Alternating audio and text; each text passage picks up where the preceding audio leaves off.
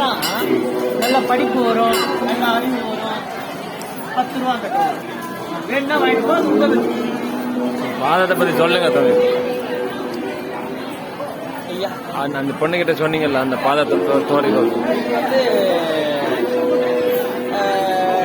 துர்வாசரோட பாதம். அம்மா உண்ணாமலை அம்மா கிரிவலம் ரிலேஷன்ல வரும்போது சிவனுக்கு கோவம் வந்துச்சு. நீ இப்படி வரலான்னு, நான் வருவோம், என்னால் முடியாது அப்படின்னு சிவன் சொல்லும் போது என்னால் முடியும்னு வந்த உடனே இந்த இடத்துக்கு வந்த உடனே உங்களுக்கு கால் வரல, நடக்க முடியும்.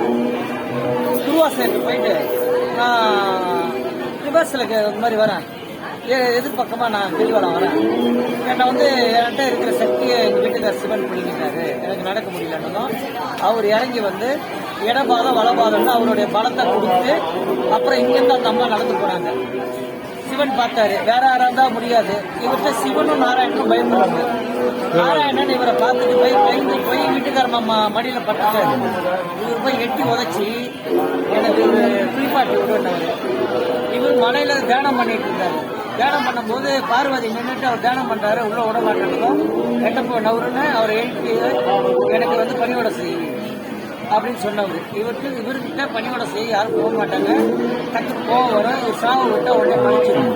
ஒரே ஒரு ஆள் போனது பஞ்சபாண்டவருடைய அம்மா குந்தி தேவி. அவங்க போய் சேவை செஞ்சு வரம் பெற்று வந்தவங்க. ரிஷியிலே பெரிய ரிஷி இவர் தான். வெள்ளி சமயம் ஏவல், கல்யாணம், குழந்தை லேட்டாக பிறக்கிறது, வீடு கட்டுறது,